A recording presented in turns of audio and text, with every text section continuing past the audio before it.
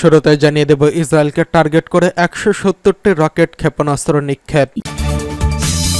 জানিয়ে দেব ১০ ব্যক্তি সংস্থা ও জাহাজের উপর মার্কিন নিষেধাজ্ঞা। এছাড়া রয়েছে রাশিয়ার সঙ্গে উত্তর কোরিয়ার সম্পর্ক অটুট বলছে কিম জং উন। জানিয়ে দেব যুদ্ধবিরতি নিয়ে উভয় সংকটে পড়েছে নেতানিয়াহু সরকার। সর্বশেষ জানিয়ে দেব হিজবুল্লাহর নেতা শাহাদাতের প্রতিক্রিয়ায় ইসরায়েলের অভ্যন্তরে ২ শতাধিক রকেট হামলা। ইসরায়েলকে টার্গেট করে ১৭০টি রকেট ও ক্ষেপণাস্ত্র নিক্ষেপ। ইসরায়েলকে লক্ষ্য করে একই দিনে ১৭০টিরও বেশি ক্ষেপণাস্ত্র নিক্ষেপ করেছে ইসলামী প্রতিরোধ আন্দোলন হিজবুল্লাহ। সকালে দফায় দফায় এসব রকেট ও ক্ষেপণাস্ত্র ছড়ে লেবাননের শক্তিশালী সশস্ত্র গোষ্ঠীটি হিজবুল্লাহ। হিজবুল্লাহর এসব ক্ষেপণাস্ত্রের আঘাতে ইসরায়েলের বিভিন্ন জায়গায় বিস্ফোরণের শব্দ শোনা গেছে। ইসরায়েলি সংবাদ মাধ্যম টাইমস অফ ইসরায়েল জানিয়েছে, গত ৮ মাস ধরে চলা এই যুদ্ধে এটি ইসরায়েলকে লক্ষ্য করে হিজবুল্লাহ চালানো অন্যতম বড় রকেট হামলা। সংবাদ মাধ্যমটি জানিয়েছে, লেবানিজ গোষ্ঠীটির এবারের হামলা লক্ষ্য করা হয়েছে তাইবেরিয়াসকে। চলমান যুদ্ধে এর আগে এই অঞ্চলে কোনো রকেট ছোড়েনি হিজবুল্লাহ। রকেট হামলায় এখন পর্যন্ত কোনো হতাহতের খবর পাওয়া যায়নি বলেও জানিয়েছে টাইমস অফ ইসরায়েল। গতকাল রাতে লেবাননের বিমান হামলা চালিয়ে দখলদার ইসরায়েলের হিজবুল্লাহ থেকে এক জ্যেষ্ঠ নেতাকে হত্যা করা হয়েছে। ওই হামলার প্রতিবাদেই একই সঙ্গে এত রকেট ছোড়া হয়েছে বলে ধারণা করা হচ্ছে। হিজবুল্লাহর রকেট হামলার বিষয়টি নিশ্চিত করেছে ইসরায়েলের প্রতিরক্ষা বাহিনী IDF। তারা জানিয়েছে, লেবানন থেকে অন্তত ৯টি রকেট উত্তর ইসরায়েলে প্রবেশ করেছে। এর মধ্যে কিছু রকেট আকাশ প্রতিরক্ষা ব্যবস্থা ব্যবহার করে ধ্বংস করা হয়েছে, আর কিছু রকেট কয়েক জায়গায় আঘাত হেনেছে। লেবাননের আল মাদিন টেলিভিশন নিউজ চ্যানেল জানিয়েছে, গোলান মালভূমির আপার গ্যালিলিতে কয়েক ডজন বিস্ফোরণের শব্দ শোনা গেছে। এরই মধ্যে কয়েকটি ক্ষেপণাস্ত্র রামিম ফ্লিক এবং আল মানারা এবং আরও কয়েকটি অবৈধ ইহুদি বসতিতে আঘাত হেনেছে। রকেট পরে বিভিন্ন স্থানে আগুন লেগেছে বলে জানিয়েছে ইসরায়েলি সেনাবাহিনী। তবে তারা দাবি করেছে, এই হামলায় বড় ধরনের কোনো ক্ষয়ক্ষতি হয়নি। প্রাথমিক অবস্থায় ইসরায়েল ১০০র বেশি রকেট ছোড়ার কথা বলেছিল। এর কিছুক্ষণ পর উত্তর ইসরায়েলকে লক্ষ্য করে আরও ৭০টি রকেট ছোড়ে হিজবুল্লাহ। ইসরায়েল দাবি করেছে, এসব রকেট খোলা জায়গায় পড়েছে আর অল্প সংখ্যক অবকাঠামো ক্ষতিগ্রস্ত হয়েছে। এদিকে ১০ ব্যক্তি সংস্থা ও জাহাজের ওপর মার্কিন নিষেধাজ্ঞা। যুক্তরাষ্ট্র তেল অন্যান্য পণ্যের অবৈধ পরিবহনে জড়িত ট্যাঙ্কার ক্যাপ্টেন সহ ১০ জন ব্যক্তি সংস্থা ও জাহাজের উপর নিষেধাজ্ঞা আরোপ করেছে। মার্কিন ট্রেজারি বিভাগ এই ঘোষণা দিয়েছেন। আনাদলু এজেন্সির প্রতিবেদনে বলা হয়েছে, যুক্তরাষ্ট্র মূলত হুতিদের সহায়তাকারী নিষেধাজ্ঞার আওতায় আনতে চেয়েছে। সামুদ্রিক শিপিং আর্থিক সহায়তাকারী বেশ কয়েকটি জাহাজের ব্যবস্থাপক ও মালিক এবং শিপিং নথি জাল করার সঙ্গে জড়িতদের অভিযোগে যাদের নিষেধাজ্ঞা অন্তর্ভুক্ত করা হয়েছে তাও এই ইঙ্গিত দেয়।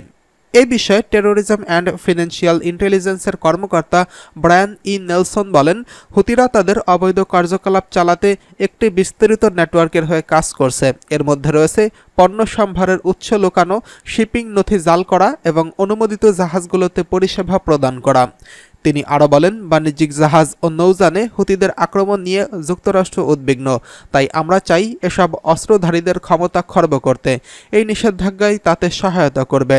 ফিলিস্তিনের গাজা উপত্যকায় দখলদার ইসরায়েলের হামলার প্রতিবাদে লোহিত সাগরে ইসরায়েল, যুক্তরাষ্ট্র এবং যুক্তরাজ্যের মালিকানাধীন জাহাজে হামলা চালাচ্ছে হুতিরা। হুতিদের ঠেকাতে ইয়েমেনে যুক্তরাষ্ট্র ও যুক্তরাজ্য যৌথ হামলা চালালেও সেগুলো তেমন কার্যকারী হচ্ছে না। হুতিরা মূলত ইয়েমেনের শিয়া মুসলিম সংখ্যালঘু জাইদি নামের উপসম্প্রদায়ের সশস্ত্র গোষ্ঠী। বেশিরভাগ ইয়েমেনি হুতিদের নিয়ন্ত্রণাধীন এলাকায় বসবাস করে। পাশাপাশি সানা ও ইয়েমেনের উত্তরে হুতিরা লোহিত সাগরে উপকূল রেখা নিয়ন্ত্রণ করে থাকে। এছাড়া ইয়েমেনের হুতি বিদ্রোহীরা গত কয়েক মাসে বেশ কয়েকটি মার্কিন সামরিক ড্রোন ভূপাতিত করার দাবি করেছে। বলা হচ্ছে, তাদের হামলায় মার্কিনীদের সব সময় আতঙ্কে থাকতে হচ্ছে। এদিকে রাশিয়ার সঙ্গে উত্তর কোরিয়ার সম্পর্ক অটুট বলছে কিম জং উন। রাশিয়ার সঙ্গে উত্তর কোরিয়ার সম্পর্ক অটুট রয়েছে বলে জানিয়েছেন দেশটির সর্বোচ্চ নেতা কিম জং উন। বুধবার রুশ জাতীয় দিবস উপলক্ষে দেওয়া এক বার্তায় কিম এসব কথা বলেন। কিম জানান, গত বছর রাশিয়ার একটি মহাকাশ উৎক্ষেপণ কেন্দ্রে পুতিনের সঙ্গে তার বৈঠক তাদের শতাব্দীর পুরনো কৌশলগত সম্পর্ককে আরও দৃঢ় করছে। এদিকে শিগগিরই উত্তর কোরিয়া ও ভিয়েতনাম সফর করার কথা রয়েছে রাশিয়ার প্রেসিডেন্ট ভ্লাদিমির পুতিনের। রুশ সংবাদ মাধ্যম বোদোমস্তি এক প্রতিবেদনে সোমবার এই তথ্য নিশ্চিত করেছেন। এ নিয়ে ভিয়েতনামের এক কর্মকর্তা রয়টার্সকে বলেন, আগামী 19 জুন ও 20 জুন পুতিনের ভিয়েতনাম সফরের পরিকল্পনা রয়েছে, যদিও বিষয়টি এখনও নিশ্চিত করা হয়নি। ক্রেমলিন জানায়, রাশিয়া উত্তর কোরিয়ার সঙ্গে সব ক্ষেত্রে সহযোগিতা বাড়াতে চায়, তবে পুতিনের সফরের তারিখ নিয়ে কিছু জানায়নি রুশ কর্তৃপক্ষ। যুক্তরাষ্ট্র এবং দক্ষিণ কোরিয়ার কর্মকর্তাদের অভিযোগ, ইউক্রেন যুদ্ধে রাশিয়াকে অস্ত্র সরবরাহ করছে উত্তর কোরিয়া। এর বিনিময়ে তারা পারমাণবিক ও ক্ষেপণাস্ত্র কর্মসূচির জন্য রাশিয়ার কাছ থেকে প্রযুক্তিগত সহায়তা নিচ্ছে। এদিকে যুদ্ধবিরতি নিয়ে উভয় সংকটে রয়েছে নেতানিয়াহু সরকার। যুক্তরাষ্ট্রের প্রেসিডেন্ট জো বাইডেনের দেওয়া ফিলিস্তিনের গাজা যুদ্ধবিরতির প্রস্তাব জাতিসংঘের নিরাপত্তা পরিষদে পাশ হয়েছে। 15 সদস্যের মধ্যে প্রস্তাবের পক্ষে ভোট পড়েছে 14টি। ভোট দেওয়া থেকে শুধু বিরত ছিল রাশিয়া। যুদ্ধবিরতি কেমন হবে সে বিষয়ে পরিকল্পনার জন্য ইসরায়েলে গেছেন মার্কিন পররাষ্ট্রমন্ত্রী অ্যান্টনি ব্লিংকেন। তিনি ইসরায়েলের বিরোধী দলের গুরুত্বপূর্ণ ব্যক্তিদের সঙ্গে আলোচনা করবেন বলে জানা গেছে।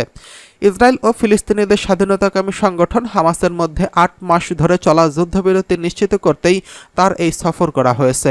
ব্লিংকেন এমন এক সময় মধ্যপ্রাচ্য সফর করেছেন যখন ফিলিস্তিনের গাজায় যুদ্ধবিরতির প্রশ্নে অচলাবস্থা চলছে।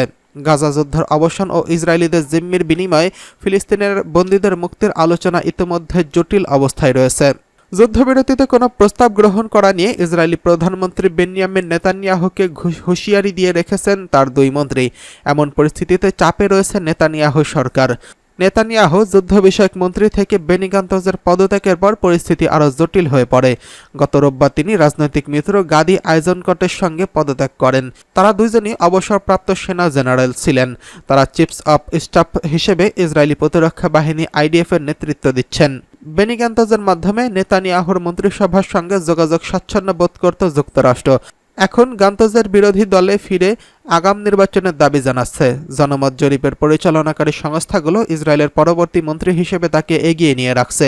6 সপ্তাহে যুদ্ধবিরতির পরিকল্পনাকে সমর্থন করে একটি মার্কিন খরচা দেওয়া হয়েছে, যার অধীনে ইসরায়েল গাজায় ক্যাম্পগুলো থেকে সেনা প্রত্যাহার করবে এবং হামাস গত 7 অক্টোবর ইসরায়েলের অভ্যন্তরে হামলার সময় জিম্মিদের মুক্ত করে দেবে।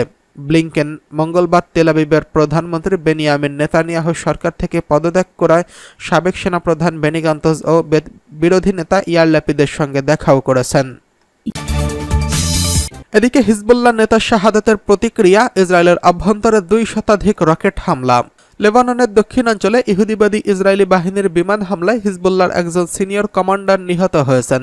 এর প্রতিক্রিয়ায় দখলদার ইসরায়েলের বিভিন্ন সামরিক অবস্থান লক্ষ্য করে আজ সকাল থেকেই 2 শতাধিক রকেট ছড়েছে হিজবুল্লাহ। টাইমস অফ ইসরায়েল জানিয়েছে, গত 8 মাস ধরে চলা এই যুদ্ধে ইসরায়েলকে লক্ষ্য করে হিজবুল্লাহ চালানো এটি অন্যতম বড় রকেট হামলা। এই হামলা সম্পর্কে হিজবুল্লাহর বিবৃতিতে বলা হয়েছে, আজ সকাল থেকে গ্যালিলি এলাকায় ইসরায়েলের 11টি সামরিক অবস্থান, ঘাঁটি, কারখানা ও শতাধিক হামলা চালানো হয়েছে। প্রথমবারের মতো ইসরায়েলি টাইবেরিয়াস শহরে রকেট হামলা চালানো হয়েছে। বিবৃতিতে আরও বলা হয়েছে, বেশ কয়েকটি রকেট ইসরায়েলের আকাশ প্রতিরক্ষা ব্যবস্থা আয়রন ডোম কর্তৃক বাধাপ্রাপ্ত হলেও অন্যান্যগুলো বেশ কয়েকটি স্থানে আঘাত হেনেছে। রকেটের আঘাতে ফলে সাফদ সহ বেশ কয়েকটি এলাকায় আগুন ধরে গিয়েছে।